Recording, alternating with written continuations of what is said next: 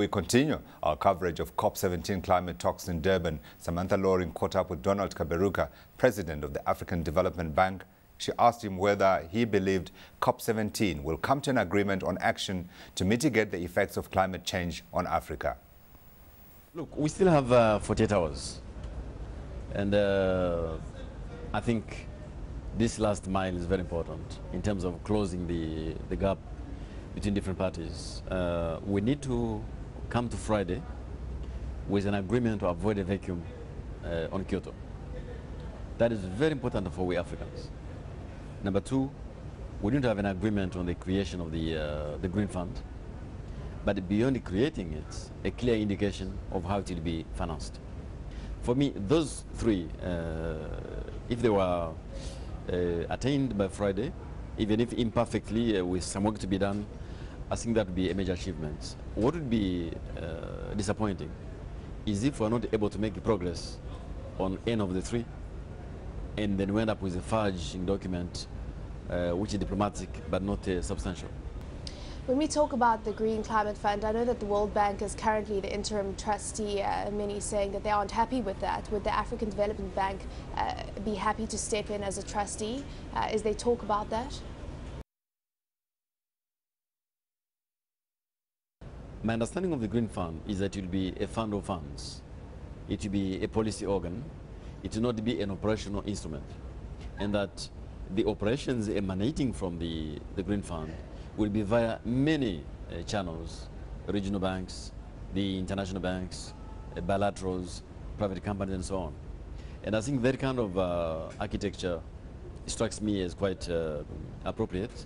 The most important thing for us Africans is that under the Kyoto Agreement, not only mechanisms created were mainly meant to deal with mitigation issues and not with adaptation issues for low-income countries, but they were extremely complicated.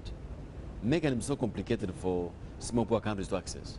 And as a result, the total access for Africa has been less than 12%. And if you take out middle-income countries, less than 2%. So it's important to create the fund, indicate how it will be funded, and thirdly, indicate already that in the governance structure, access, this time around, African countries will be able to access equitably. If the Green Climate Fund is delayed for a lot longer and implementation is delayed, how is that going to affect the African Development Bank's ability to provide green dollars to African economies that are most vulnerable to climate change? I think it will be a huge disappointment. You know what, for the last 10 years, this continent, in spite of what people say, has continued to grow 6% per year.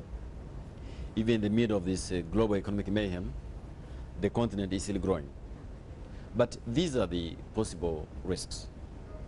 The economic shocks from outside, internal risks, sometimes political, shortage of energy, and battling with climate change.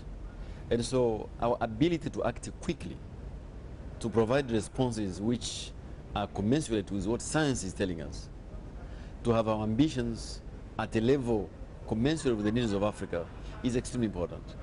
And I hope that that kind of energy or momentum can be generated over the next 2 days, because we cannot afford to wait for much longer.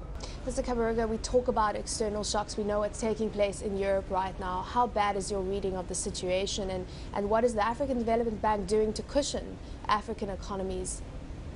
As you know, we in 2008 and 9 stepped up our effort to be counter-cyclical during the first global crisis.